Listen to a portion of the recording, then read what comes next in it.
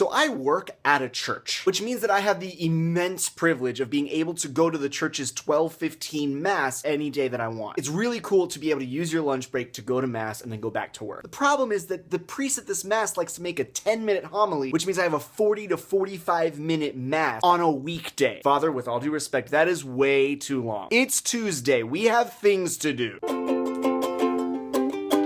Now, don't let this rant make you think that I'm not extremely grateful for the ability to go to mass on a regular day and hear a homily. I am. Thank you, Father, for everything that you do. And I'm not exactly an expert in the field. I'm no professor of homiletics, grand rhetorician. Rhetorician? That's a word. Person of rhetoric. But I am someone who has sat through many homilies, and that is my expertise. I've been to a few masses in my day. And I'm not talking about Sunday either. If it's a Sunday homily, go wild. Take as long as you need. There's usually a lot going on in a set of Sunday readings. Do what you want. Teach what you have to. It's your parish. Go for it. I've sat through 2-hour homilies on a Sunday, and they've been A-okay by me. It was in El Salvador. They like that.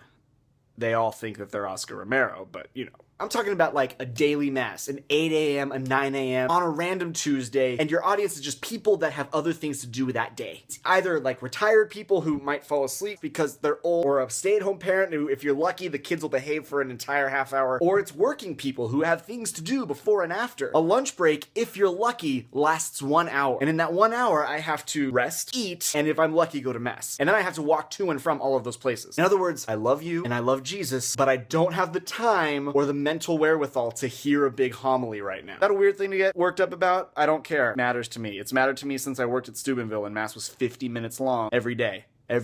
And I work at the church. I'm the one with the shortest walk to and from this mass. And frankly, there are people there with more complicated jobs than me. What I'm saying is, none of us really have the time for your complicated story that goes along with whatever miracle we just read about, or like long memoirs of your past. We barely even have time for a joke. Just tell us as quick as possible something awesome that we can carry in our souls for the rest of the day. If you're lucky, you'll get to connect it to Sunday. But you don't have to be lucky. The quicker and punchier, the better. These are daily mass goers. You don't have to butter it all up. We can take it. We come to mass on a Tuesday. For 2 years, I went to daily mass at a place where the priest's homily took the amount of time it took him to close the book. And it was something like, may the wisdom contained in these readings lead us to a holier life. The end. He knew he was expected to say something, but he also knew we had things in our lives. We are lay Catholics. We have things to do. We live in the real world. And we are very lucky to be able to make it here at all. So please don't extend the time so that it's just not possible for us anymore. The same could be said about when these masses happen. Don't have daily mass at 10 a.m. and then complain that nobody shows up that's under 80. We have jobs. We're mostly here to hear the Bible